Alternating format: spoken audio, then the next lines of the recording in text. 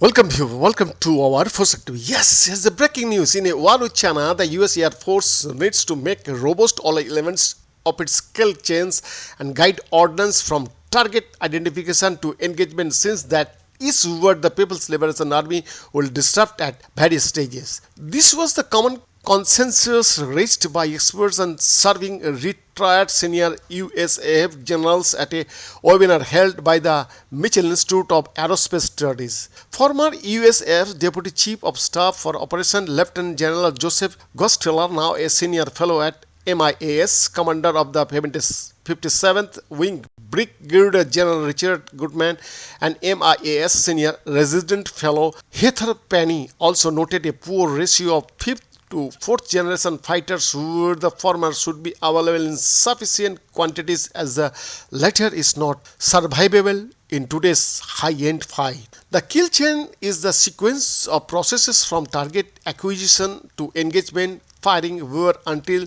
the ordnance is released, it involves target identification, fixing, and target tracking. They have corresponding platforms performing each of these functions. This involved intelligence, surveillance, reconnaissance, drones, airborne early warning aircraft, satellites, command and control, C2 centers, and even ground troops. Penny writes in a separate report that China aims to destroy, deceive, or confuse this information gathering and decision making architecture network rather than solely destroying enemy forces. In a presentation, Penny explained how the Chinese, after having closely studied US warfighting style for 3 decades, would look at hitting each element in the kill chain and disable the entire system. Notably, China learned from Operation Desert Storm in the early 90s how the US completely disabled the Iraqi military in a matter of days with little to no less to themselves. China can also attack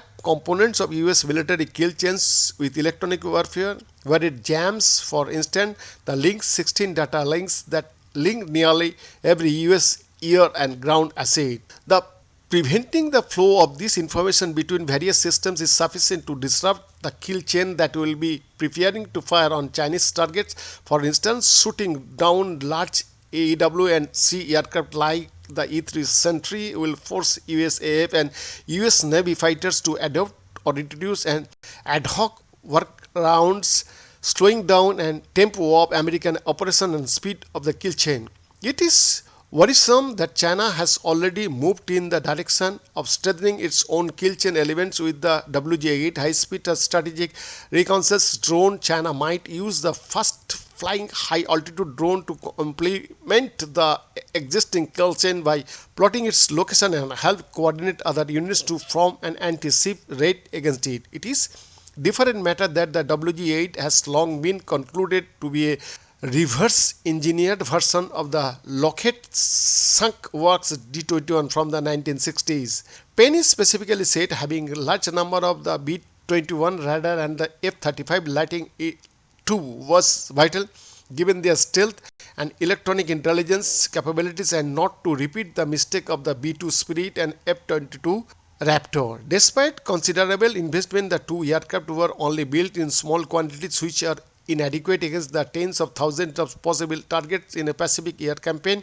The Euro-Asian Times had previously touched upon this emerging Chinese doctrine of intelligentized warfare, which significantly influenced the design of its military and to a great extent possible tactics and manner in which platforms like the G-20 would to be employed.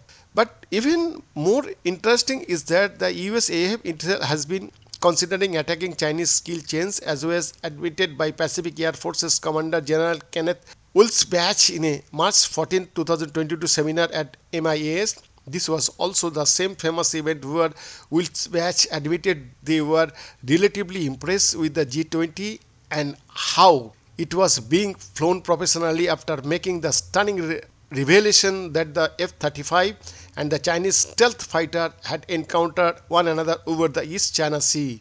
It was while expanding often the KG-500 airborne early warning and control aircraft that can guide the 200-kilometer range or PL-15 beyond visual range missile fixed from the J-20 that he revealed that USAF's tactically thinking.